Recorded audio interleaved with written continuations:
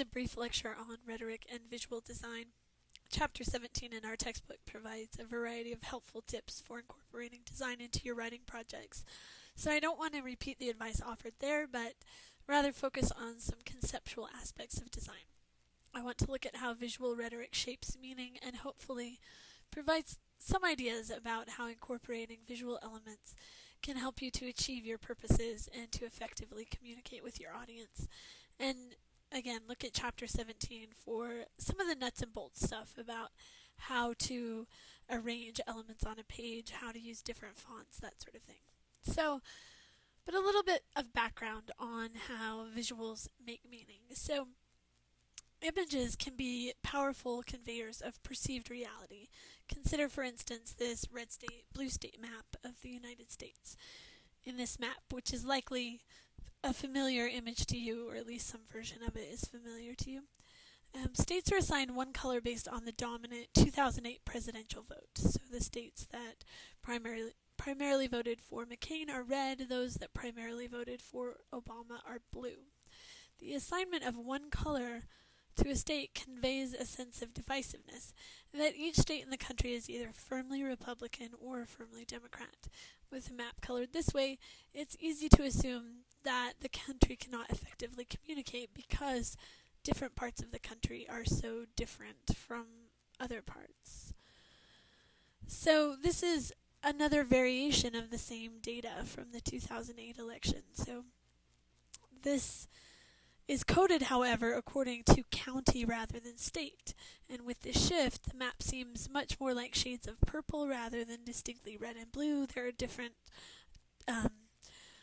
colors, not just red and blue. There's variations, different types of purple. So the idea of divisiveness fades with this image. Both images are based on the same data, but choices about presentation change meaning.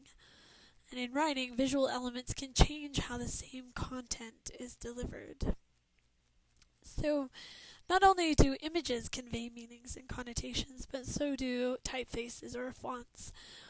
Your textbook provides a lot of good tips about how to use typefaces, so again, I don't want to reiterate what is said there, but I do want to quickly provide an illustration of how type can influence connotation or perceptions of meaning. So, look at the word house that's displayed here. What sort of house do you imagine when you look at this word in this typeface? And then what about the houses displayed here? What associations do you have with each? Maybe the first a castle, the second an abandoned house, and so on. If we compared our responses, they'd probably be similar, or at least there would be some overlap. And with the house on the previous screen, you likely didn't have many associations, or the associations were linked to your own experiences with a house. Maybe the house you live in now, or the house you grew up in.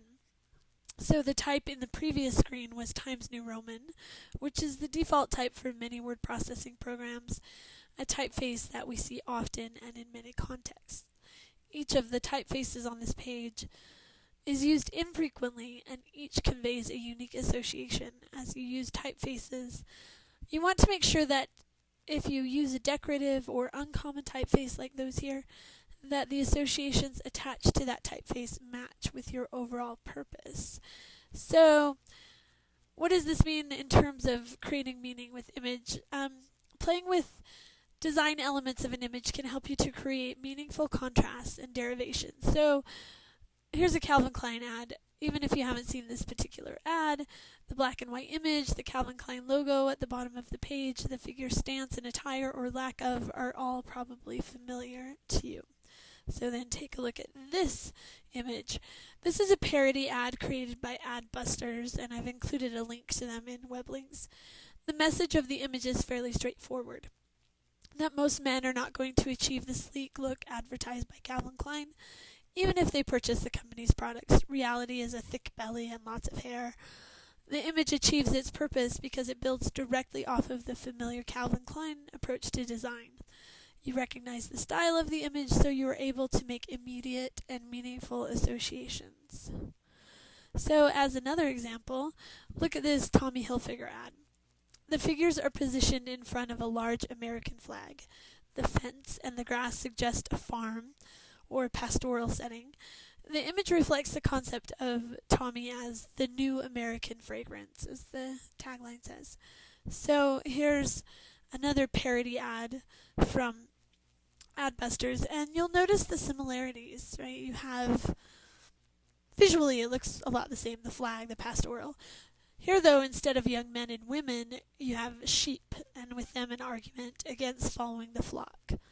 In these two examples, the argument is made by applying familiar visual context and tweaking them to assert a new yet familiar perspective and association.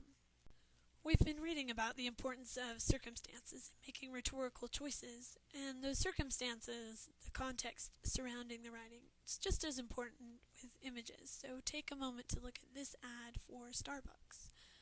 If I told you that this ad was highly controversial, so much so that Starbucks eventually pulled the ad, could you tell me why?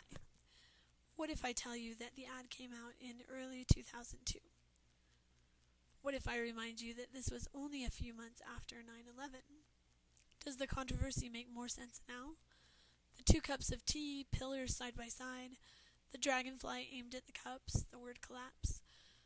All of these elements created too strong of a link to the collapse of the Twin Towers. The circumstances surrounding a text, whether visual or verbal, have a strong impact on how the text will be read and received. Finally, I want to give you a few examples of effective and ineffective use of visual elements. And for our purposes, what I mean by ineffective design is design that fails to consider rhetorical concerns such as audience, purpose, and circumstances. Any design or visual elements you incorporate in your writing projects should reflect your overall purpose. So to illustrate texts that fail to link visual elements to a clear rhetorical purpose, I'd like to look at a couple of websites, and these websites were collected from webpages.suck.com, which is a helpful and often amusing collection of terrible web design, so it's worth exploring. Okay, so here is this website. And just look for a minute. What do you see about the way that design elements are incorporated? Consider the layout of the page.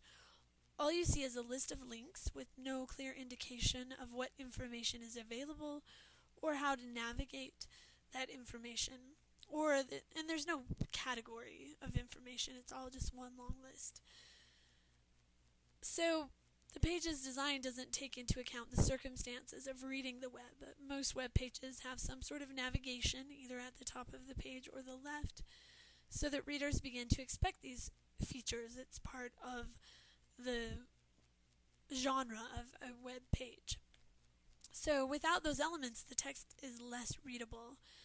And another obvious design flaw of this page is the color, and if you didn't notice the color, just scroll through the links and the color changes in a really distracting way. So, a second example.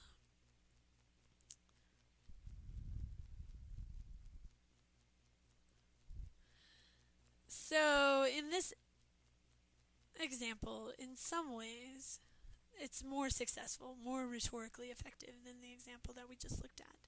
Because you know really quickly what the company provides, uniforms, and you can pretty quickly get to the product that you need. So they have jackets, overcoats, etc.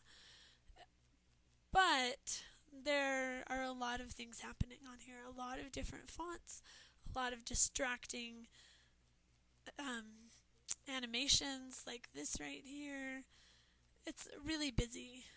So it's more effective than the last one, but it's still sort of, the visual elements are getting in the way of the rhetorical purpose. And so that's something that you want to keep in mind. How do the visual elements incorporate with your overall purpose?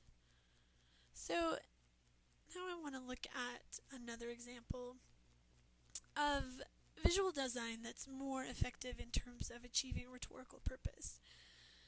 So this is a health poster that was produced by the Works Progress Administration, which was a New Deal program that sought to provide work to artists and writers Posters were created about travel, art events, health, other topics. So the message of this poster is clear. If you get syphilis, be sure to seek early treatment. So the visual elements of the poster help to further assert this message. The 6 happy men who got treated early are moving in an upward direction. Their arms are raised. They have 1 foot off the ground, almost as if they're skipping. And they are all in white. The 4 figures who waited too long are moving downwards on the page with their arms hanging low and their feet firmly planted. They are also predominantly black figures. While this image is simple in many ways, it helps to illustrate how a few design choices can effectively affirm the purpose of a written text. So, these are just a few examples of how visual elements can help to convey a text's purpose. But I hope that you'll read Chapter 17 carefully and start experimenting with visual elements in your writing. I don't expect you to have it all figured out right at the beginning, but just try a few things and see how they work and see what impact they have on your pieces.